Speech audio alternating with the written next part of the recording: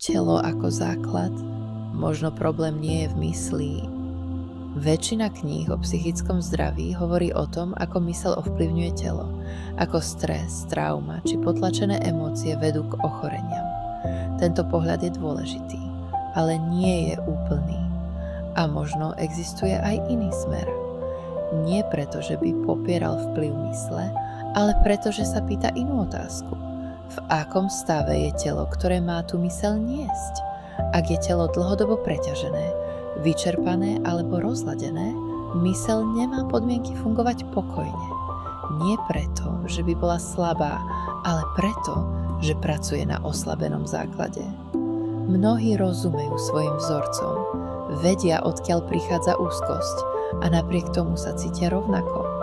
Nie preto, že by nerobili dosť, ale preto, že riešili myseľ bez opory v tele. Začať telom neznamená poprieť psychiku.